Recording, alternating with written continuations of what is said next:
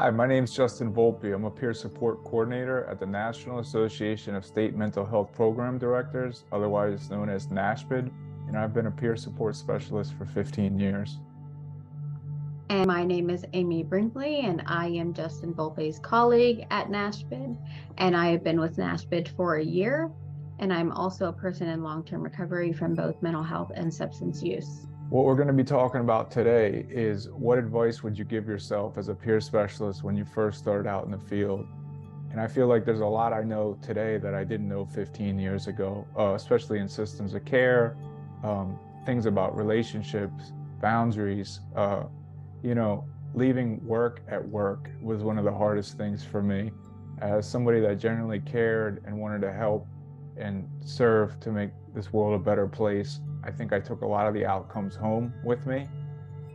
And, I had to learn that work was not my only identity, and to have a good outside, fulfilling life with meaning to counteract some of that day-to-day struggle in the field.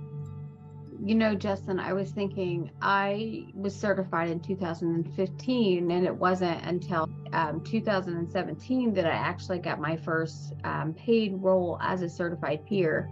So I spent those first 2 or 3 years just volunteering, and I wish I had been more gentle with myself.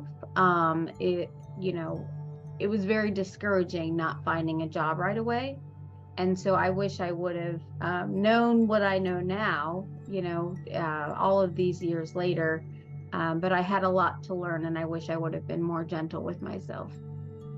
Well, you don't know what you don't know, right? And you do have to go easy on yourself. And in the journey of recovery, as in any experience or job in the field, you are not the seasoned veteran that walked in the doors when you did. Some of the biggest things with boundaries for outside of work were as important as boundaries with the participants I was, working with, in the sense that I wanted the best for people, but dealing with the systems of care that we have, not every outcome was the best. And, having good boundaries and setting those boundaries and telling people from a place of experience what to expect. What's next? No, self-care is absolutely crucial. And if that was, the main thing that I could have told myself, that's what it would have been, is self-care, self-care, self-care. I think too often peers, and hindsight's 2020, but I think too often peers are put into positions where they are offices of one, or they are the only person in their organization. And so this concept of self-care and finding fellowship and other peers working in similar spaces is so crucial. And I wish I would have known that early on. And so that would definitely be something that I would have told myself. And boundaries, because working in a clinical setting as the only peer in the organization at a community mental health center, left me kind of feeling like I needed to conform, whereas the peer values are different. And I wish I would have known that sooner too as well. Great point. Oh, absolutely. And you hit on a great point, is that people don't just need to do yoga or go meditate when the system you're working in is not transparent or a peer-based model. And I think, more training and education on the peer movement, on other best practices and other models to see how things work, and working with people and having a good support in the community, at work, having these relationships helps you. For me, coming out of a criminal justice setting and going into the peer space pretty much right away, of course, I was volunteering for the first couple of years, but there was definitely imposter syndrome that I was struggling against. And so I wish I would have known earlier on that I could have gone upstream and found more peer support from other people in similar situations, because there is this complex and this thought of being on an island by myself. And I wasn't, but I didn't know that. So I wish I would have known sooner that there were similar people working in similar settings, having the exact similar situations and circumstances. that I could have gotten more support if I had reached out sooner.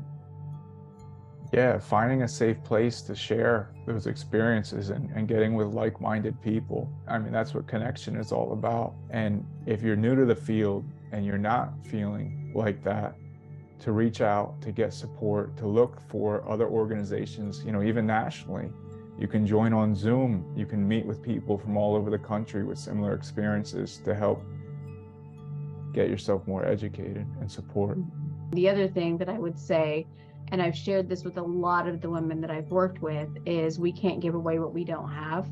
And so striving to be like everybody that I was working with, but yet I was the only one providing peer support. I wish I would have known the value and the importance of practicing more self-care and boundaries. Right, especially with what's expected at work and what a peer role is and what our place is in the puzzle, which can be difficult to navigate. But I could tell you, Amy, you know, and I relate to a lot with what you're saying is, you know, something I would tell myself when I first started out in the field is, you don't know how crucial you are to somebody's recovery and how this relationship with someone else can also help you.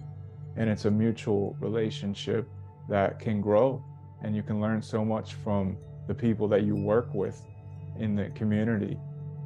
You know, you don't know how important and powerful you actually are, even if you're not feeling that way right now. Yeah, you know, if I could leave and everybody with any one thing, it would be that there are so many initiatives and activities happening at the state level to provide support to peers working in states. And I would strongly encourage new peers, as well as, you know, long-term peers, to connect to those efforts that would help build that confidence and build that boldness to understand their value and worth in this space, because peers do have a place in the behavioral health continuum, and connecting to other people that understand and value that is invaluable. Amazing. I agree completely. Thank you so much. Thank you so much for having this conversation with me today. Thank you, Justin. I think you're doing great things.